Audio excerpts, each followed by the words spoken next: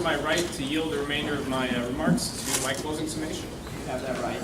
When a mortar shell claimed half of Sergeant Chuck Luther's sight and hearing in what was later diagnosed by the Veterans Administration as traumatic brain injury and post-traumatic stress disorder, the Army should have awarded him the Purple Heart. The Army should have given him the proper medical care he needed to get back in the fight, or short of that, ensured that per his benefits he received lifelong care for the wounds and disabilities he sustained in the line of duties. Like more than 22,600 other soldiers since 2001, Sergeant Luther was misdiagnosed by his doctors with personality disorder, a severe mental illness that emerges during childhood and is defined by the military as a pre-existing condition and not the result of combat.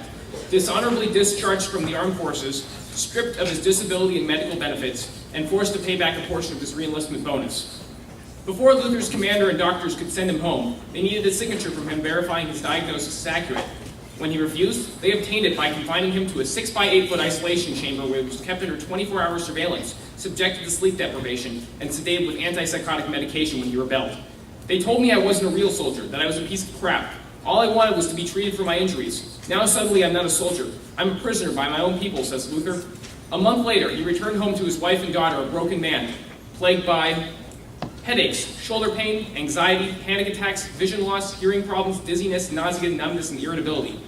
While the extreme treatment Luther suffered at the hands of his comrades made the headlines, his case as a personality disorder discharge is not an isolated incident and is typical of more than two dozen other cases uncovered by the nation and a dozen more treated by Luther's own psychologists, all of whom deemed physically and psychologically fit and served honorably before seeking treatment for their wounds, at which point they were misdiagnosed with pre-existing personality disorder, dishonorably discharged, and denied benefits. Following in the footsteps of legislation introduced by President Barack Obama as a senator, my proposal will halt all personality disorder discharges by the armed forces.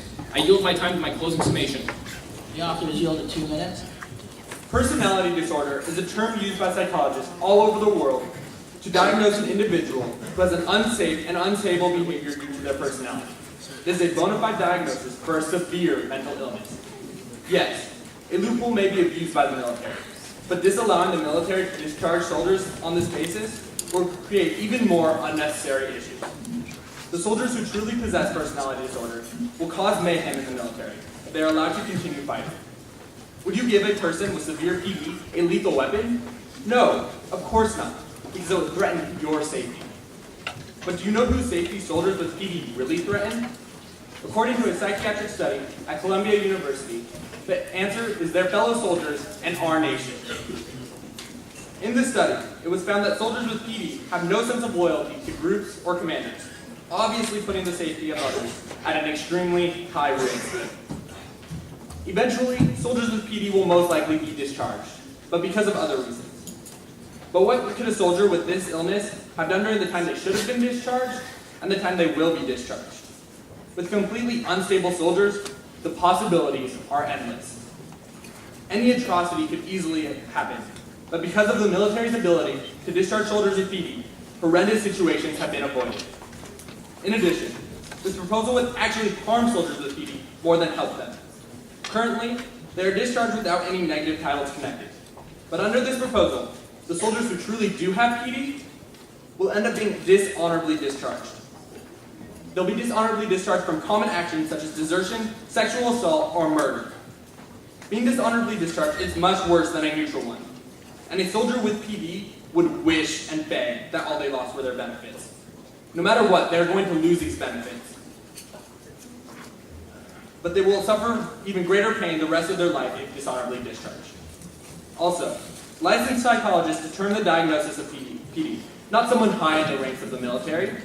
And a Department of Defense instruction that was passed in 2007 made a stringent 3-part plan to prevent misdiagnosis.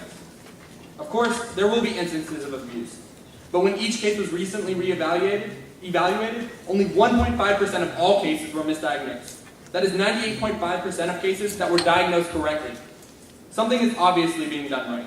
There is a slight margin of error, but the consequences of halting soldier discharge on the basis of personality disorder far exceeds the 1.5% that are misdiagnosed. Yes, there is this loophole, but the times in which this loophole is abused is minuscule as compared to when soldiers are properly discharged. Please do not pass this proposal, because it will hurt not only our nation, but our heroes, the soldiers who defend our country. And I yield my time to the chair. Thank you, Sir Chair. Tyler Gross, Michigan Delegation. Ladies and gentlemen of the Assembly, this is a true story. In 1998, Jose Reyes passed a psychological evaluation and enlisted in the Army in Richmond, Virginia. He served 6 flawless years, the last 2 being in Iraq. He even advanced to the rank of sergeant. Yet on July 6, 2004, an Iraqi insurgent blindly threw a grenade around a corner.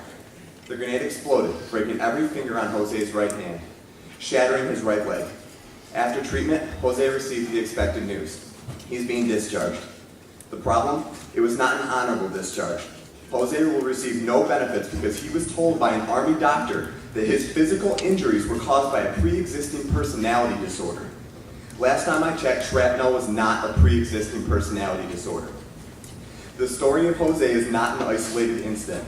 According to abcnews.com, from 2001 to 2004, 24 cases that followed a similar script of psychological evaluation, enlistment, service, injury, and then discharge due to a psychological pre-existing disorder were then later evaluated by psychologists to find nothing was wrong with the soldiers. 24 of those cases occurred. The quote used in the author's opening was one of those 24. And of those 24 uncovered, those were just the reported. It can be estimated that up to 1,000 were wrongly discharged. Barack Obama, in 2005, then a senator, filed a bill to address this problem. However, the bill was greatly watered down through Congress before it was signed into action by George W. Bush. So now, veterans continue to sacrifice life and limb, while the military can simply discredit and dishonor their service due to a ridiculous pre-existing condition. When our soldiers are dishonored by our military, wrongly dishonored, our country is dishonored.